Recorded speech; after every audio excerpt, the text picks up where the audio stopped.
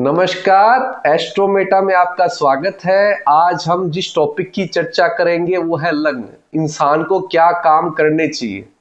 मैंने last video में बताया था इंसान को क्या काम नहीं करना चाहिए। मारक और मार्केश बताया था 7वां और 8वां घर।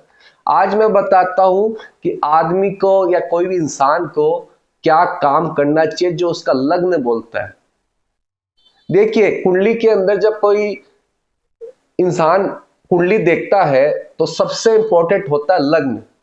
लग्न मतलब पहला घर। क्यों? क्योंकि पहला घर फिजिकल मैनिफेस्ट भी है और पहला घर त्रिकोण भी है। तो लग्न बहुत इंपॉर्टेंट रोल प्ले करता है। इंसान की आयु, इंसान की लाइफ की चीजें, इंसान को क्या चाहिए, इंसान को क्या नहीं चाहिए, ये लग्न डिसाइड करता है। उसको क्या करना चाहिए जिससे उसकी लाइफ में प्रोग्रेस हो। कोई ना कोई इंसान कोई ना कोई लोक से तो आया ही है। मतलब इस दुनिया में कोई भी इंसान कोई ना कोई लोक से भी आया है। कोई बृहस्पति के लोक से आया है, कोई मंगल के लोक से आया है, कोई शुक्र के लोक से आया है, कोई शनि के लोक से आया है, कोई सूर्य के लोक से आया है। कोई ना कोई लोक से वो जरूर आया है। तो उसकी रिक्वायरमेंट क्या क्या होती है इंसान की।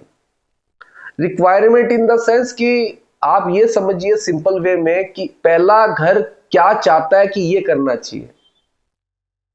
और लग्न मजबूत होना बहुत जरूरी है।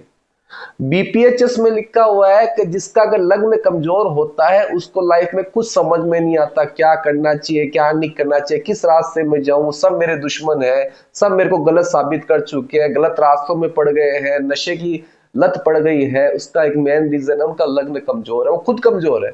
कई लोग धर्म परिवर्तन भी कर लेते हैं। आपने तो बहुत सुना होगा धर्म परिवर्तन कर लेते। क्यों कर लेते? क्योंकि उनका लग्न कमजोर है। वो जिस धर्म के अंदर पैदा हुए हैं उस धर्म को समझ ही नहीं पा रहे। वो दूसरी जगह अपनी खुशियां ढूंढ रहे हैं। क्या आप बृहस्पति से ये उम्मीद कर सकते हैं मुझे गोल्ड दे दे या सोना गोल्ड दे दे? क्या बृहस्पति से ये उम्मीद कर सकते हैं? नहीं कर सकते, क्योंकि बृहस्पति आपको खुशियां दे सकता है, आपको ज्ञान दे सकता है। तो आप गलत आदमी से गलत चीज की अपेक्षाएं कर रहे हैं। इसी कारण आदमी भटकता है। बीपीएचएस में यह भी लिखा हुआ है कि आपका लग्न कमजोर हो तो चंद्रमा को कुंडली बना लीजिए। अगर चंद्रमा भी कमजोर है तो सूर्य को फर्स्ट हाउस में कुंडली बना लीजिए। ऐसा क्यों बोला गया है? आप सोचिए आपकी रिक्वायरमेंट क्या है, आपको क्या काम करना चाहिए आपके लग्न के हिसाब से।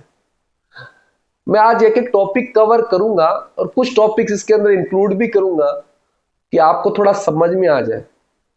एक बहुत टाइम पहले मैंने एक रिसर्च, मेरी काफी टाइम से रिसर्च में मैं रहता हूं, तो मैंने देखा कि लोगों का, बहुत सारे लोग कुंडलियों के अंदर या इंसान के जन्म राशियों के ऊपर बहुत सारे वीडियो बना रहे हैं कि शनि 13 तारीख से वक्री होने वाला है।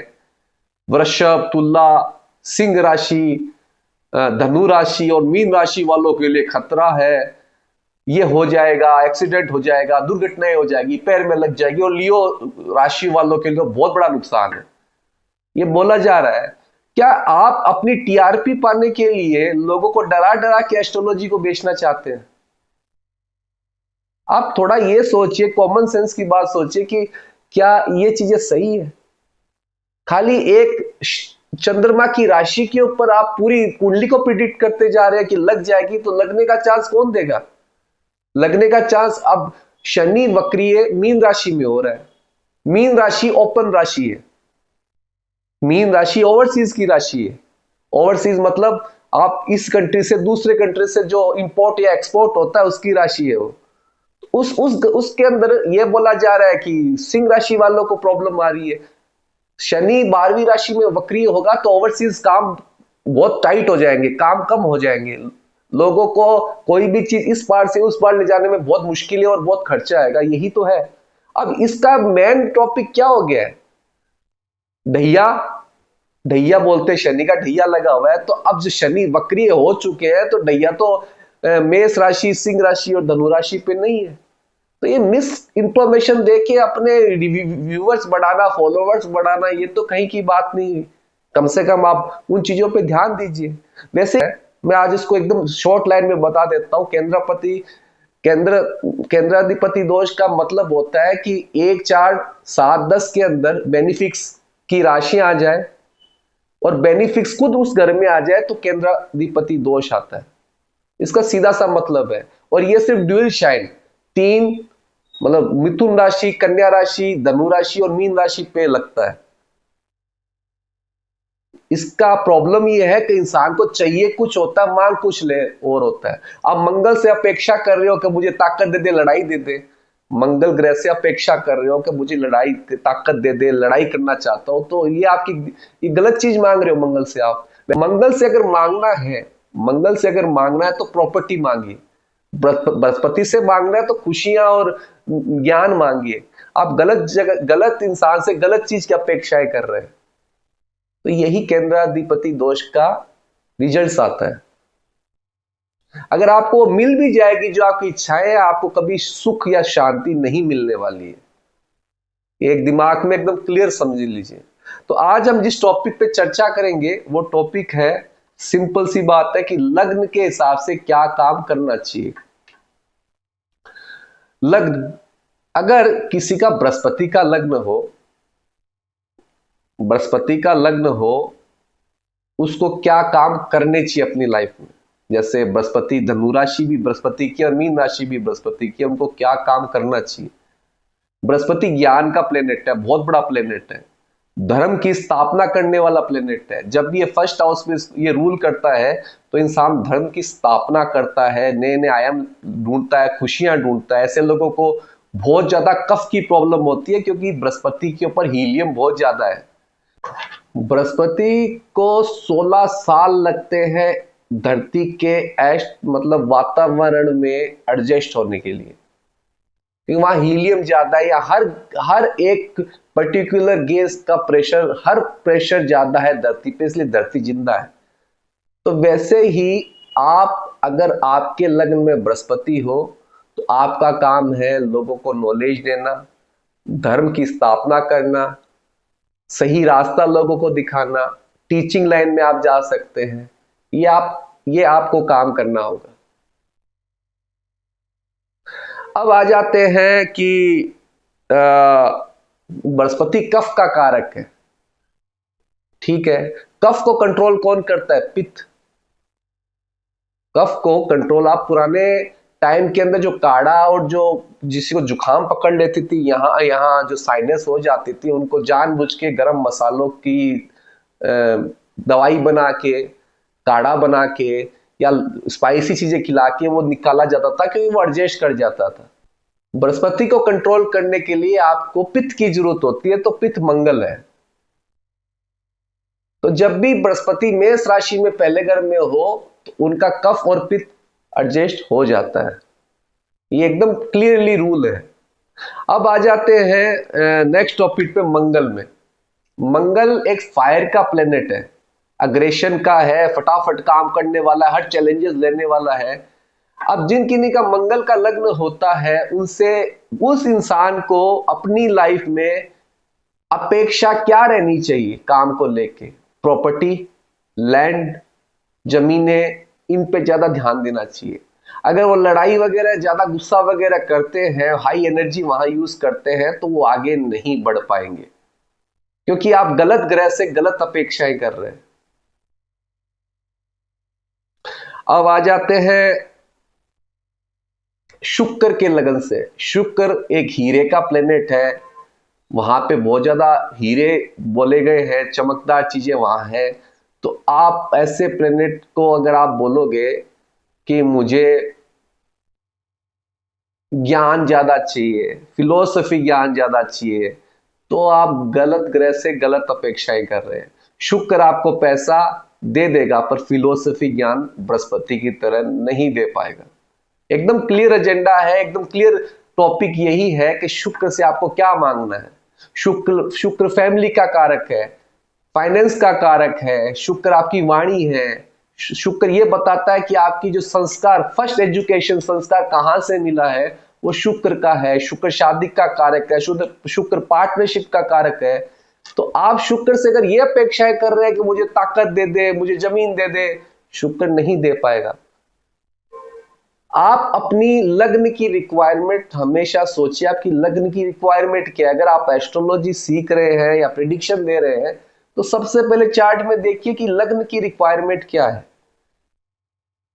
ऐसे लोग बहुत इजीली कोई भी चीज को, फैमिली मैटर हो, फाइनेंस हो, इनको इजीली मेंटेन कर पाते हैं। इनको पता है पैसे कैसे कमाए जाए। वहीं आप ये सोचे कि नहीं, इनको तो कम्युनिकेशन में डाल दे मरकरी की तरह, इनको लड़ाई में डाल दे, ये कभी लड़ ही नहीं पाएंगे, हमेशा दुखी रहेंगे। आप बहुत लोगों को देखिए जॉब करते हैं और दुखी रहते हैं। क्यों? क्योंकि उनकी लग्न की रिक्वायरमेंट क्या उनको पता ही नहीं है। और लोग उनको जबरदस्ती, या तो वो खुद जबरदस्ती पैसे के लिए चले जाते हैं, पैसा मिलता है, खुशी नहीं मिलती है। आप वही काम करिए जिसमें आपको खुशी मिले। आप वो काम कभी मत करिए जिसमें आपको खुशी ना मिले, क्योंकि आप पैसा कमा लोगे पर उसको भोग नहीं पाओगे। अब आ जाते हैं मरकरी लगन के ऊपर। मरकरी की दो राशियां हैं, मिथुन और कन्या। मिथुन राशि है शॉर्ट काम करना, फटाफट करना, छोटे छोटे ग्रुप्स ग्रुप्स बनाना, इस साइड की इंफॉर्मेशन इस साइड पहुंचाना, हाईली कम्युनिकेटिव आदमी होते हैं। और वहीं दूसरी कन्या राशि है जो लड़ाई, लॉयर, डॉक्टर, हीलर, इनकी शाइन है। अब लॉयर डॉक्टर जो बनने की ताकत रखते हैं, किसी को सही गलत का फैसला देना, ये आदमी सही है, ये आदमी गलत है, उसको नॉलेज होता है, हाईली नॉलेज होता है कन्या लगन वालों को। और उनको आप ये बोले कि नहीं नहीं, तुमको मैं जज बना देता हूं, या उसके मन में आए कि मैं जज बन जाऊं, उसको लॉयर बनना है, वो जज बन रहा है, उसको डॉक्टर बनना है, पायलट बन रहा है, वो काम करता रहेगा, दुखी रहेगा। कई आदमी फाइनेंस में बहुत अच्छे होते हैं, उनको जबरदस्ती मार्केटिंग में उसको अपनी लाइफ को घसीटते रहते हैं, और मार्केटिंग में आने के बाद में वो दुख होता है उनको। और कई लोग एडमिनिस्ट्रेशन में चले जाते हैं। तो यही चीज है, आपको कहां जाना, आपका मरकरी बोला कम्युनिकेशन, आईटी सेक्टर, कंप्यूटर, इधर का इंफॉर्मेशन उधर पहुंचाना, शॉर्ट शॉर्ट ग्रुप्स करना, फटाफट काम करना, लॉन्ग टर्म के लिए काम नहीं करना। और कन्या राशि वाले लॉयर, डॉक्टर, हीलर, सही गलत का फैसला करना। लोग इंटरव्यू देते हैं, इंटरव्यू जो लेते हैं उनका डेफिनेटली कन्या राशि बहुत स्ट्रांग मिलेगा लगन में, आपको कन्या लगन की कुंडली मिलेगी। ये लोग बहुत एक्सपर्ट होते हैं, एक्सट्रीमली ब्रिलियंट होते हैं। अब आ जाते हैं शनि का लगन वालों की। शनि की दो राशि है, कुंभ जो हाईली ड्राई राशि है, और एक्वेरियस जो राहु को भी मिली है, पॉलिटिशियन की राशि है, डिप्लोमेसी की राशि है, ये संस्था बना बना के छोटे छोटे ग्रुप में बढ़ाने की राशि है। अब इन लोगों को, ड्राई वालों को बोल दो केयरिंग का काम कर ले, नहीं तुम मार्केटिंग में उतर जाओ, वो नहीं कर पाएंगे, क्योंकि ये प्योर प्रोफेशनल है। इनको आइडियाज आते रहते हैं कि उनको दया धर्म कुछ नहीं है प्रोफेशन में, इनको सिर्फ पाना है, कैसे भी करके जीतना है। और कुंभ राशि वाले को पॉलिटिक्स करना है, पॉलिटिक्स हो गई या संस्था बनानी हो गई, वो हो गई। तो इनको आप अगर ये बोलोगे कि नहीं दूसरा काम कर लो, या इनको खुद को फीलिंग है कि मैं ये पढ़ाई कर लूं, जर्नलिज्म कर लूं, मैं आर्ट्स पढ़ लूं, तो ये कैसे प्रोग्रेस कर पाएंगे। तो किसी को भी गाइड करें तो पर्टिकुलर उनका लग्न क्या, लग्न की रिक्वायरमेंट क्या है वो जानना। वहीं सूर्य का एक दिमाग है कि सूर्य अथॉरिटी ले सकता है, पावर ले सकता है, राजा है, पर शनि वाले नहीं ले सकते। वो पीछे काम करेंगे, आगे नहीं आएंगे वो। अब आ जाते हैं सूर्य के लगन में। जिनका भी सूर्य का लगन है या सूर्य फर्स्ट हाउस में, उन लोगों को अथॉरिटी लेना, राजा की तरह पावरफुल होना, डिसीजंस लेना, क्रूर होना, क्योंकि क्रूर होगा जब भी देश चलेगा, प्यार से तो कोई भी नहीं चलता है। तो इन लोगों को अथॉरिटी वाले काम ज्यादा अच्छे लगेंगे, एडमिनिस्ट्रेशन वाले काम इनके लिए बहुत अच्छे हैं। और इनको आप ये अगर ये चाहे कि मेरे लग्न की रिक्वायरमेंट ये, और चाहे कि वो मार्केटिंग कर ले, फाइनेंस में बैठ जाए, केयरिंग का काम कर ले, किसी को न्यूरिशिंग का काम कर ले, नहीं कर पाएंगे, क्योंकि इनका एनर्जी है, सूर्य लोक से आए हैं। कोई ना कोई तो हर लोक से आया है, वो सूर्य लोक से है, वो कैसे कर लेगा ये काम। यहां से उसको डलते डलते पूरा जिंदगी निकल जाएगा, जब तक वो ढलेगा, जब तक उसका लाइफ स्पेन खत्म हो जाएगा। अब आ जाते कर्क लगन, चंद्रमा के लगन वालों के बाद। ये चंद्रलोक से आए हैं, केयरिंग वाले होते हैं, माँ की तरह होते हैं, किसी को संभालना, प्यार करना। तो इनको स्पेशली केयरिंग से रिलेटेड काम करना चाहिए। केयरिंग इन द सेंस किसी की देखभाल करना, किसी को गलत कोई कर रहा है, अपना इंप्लॉय कोई गलत कर रहा है, उसको सही रास्ता दिखाना, प्यार से दिखाना। ये चिड़चिड़े हो सकते हैं काम को लेके, ये लेट नाइट काम भी कर सकते हैं, कई लोग रात भर काम करते हैं, दिन में सोते हैं, तो इनका रिक्वायरमेंट ये है। वैसे ही हर प्लेनेट का एक, आप जिस लोक से आए हैं उसकी वो रिक्वायरमेंट है, अगर आप पूरी करते हैं आपको खुशी होगी। मैंने फिर से कह रहा हूं, गुरु से आप सोने गोल्ड की अपेक्षा कर रहे हैं तो गलत कर रहे हैं, मंगल से आप लड़ाई की अपेक्षा कर रहे हैं तो गलत कर रहे हैं, मंगल से आप प्रॉपर्टी की अपेक्षा कर रहे हैं, गुरु से आप ज्ञान की अपेक्षा कर रहे हैं, तो आपको वो पैसे भी मिलेंगे वहां से, तो खुशी होगी, आप इंजॉय कर पाएंगे, वरना आप इंजॉय नहीं कर पाएंगे। तो आज के लिए बस इतना ही वीडियो। आपके कोई अगर सवाल है कि आप लाइफ में डिस्टरबेंस आपके हो रही है, रास्ते नहीं मिल रहे हैं, आपके लग्न के बारे में मेरे को बताइए, मैं कमेंट में आंसर जरूर दूंगा। धन्यवाद।